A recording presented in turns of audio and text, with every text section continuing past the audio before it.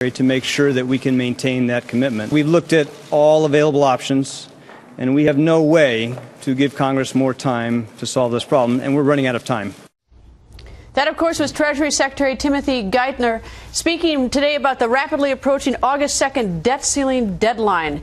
But are Republicans or Democrats willing to compromise? Joining us is Republican Congressman Paul Ryan, chair of the House Budget Committee. Good evening, sir. And I just want to take up a point that I spoke with Congressman Van Hollen about, this corporate jet thing. I want to get this straight. What is your vision or view, or what happened? Because this is something that's been kicked around politically and seems to taint the argument. It was in the stimulus package. None of us voted for the stimulus package. This is called accelerated depreciation. It's a tax policy that the president put in his stimulus package and passed. Now he's saying it's a corporate jet loophole. It applies to lots of things, airplanes included. What I find interesting about this one particular issue is it never came up in our debt negotiations. It never came up in discussions. First time I heard about a corporate jet loophole, which was in the stimulus package, was when he mentioned it 6 times in a press conference. You know, I really don't understand this. You know, it so cheapens his argument. I mean, to the extent that he has valuable arguments about certain things, when you look petty, when you cheapen it like that, you know, it's just astounding, and it's sort of, it really doesn't elevate the discussion, because these are important issues for Americans. I mean, there's a very big difference between these two parties, and August 2nd really does matter. And it just makes you wonder, when the rhetoric is over here, but the actions are over here, when we're saying this in private, but then they go and say something else in public, it makes it harder for parties to come together. It makes it hard for trust to be earned between two different parties to get to an agreement.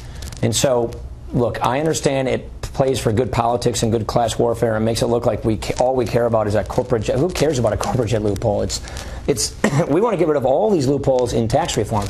And what people don't tell you is our Republican budget, that's exactly what we propose doing.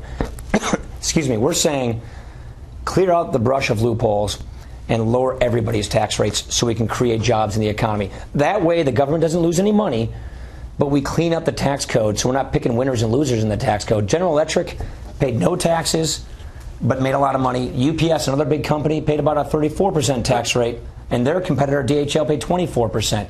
So there's something wrong with the fact that we're taxing a lot of our employers more, and we've got to fix that. The tax code's a problem. The GAO has identified so many problems. It's interesting. But let me ask you this about Speaker Boehner, I think, has difficulty within his own party. He has people like you who, under no circumstances, will vote for to raise the debt ceiling with a tax increase. Is that right? Yeah, no, we should not be raising taxes in this economy. And Senator McConnell has proposed sort of a staggered approach, so that would sort of kick the can, not kick the can, but the 3 steps, and it really wouldn't face the problem head on now, but would sort of do a little bit, a little bit, a little bit. You're opposed to that?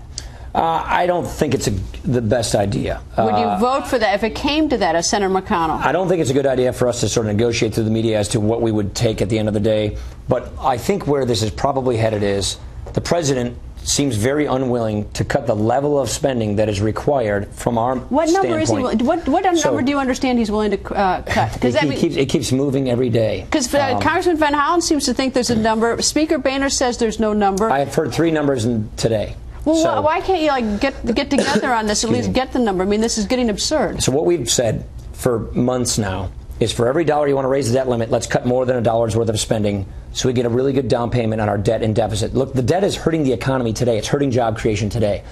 The president isn't coming anywhere close to being willing to cut that amount of spending, so he keeps moving the number down on spending cuts, not up.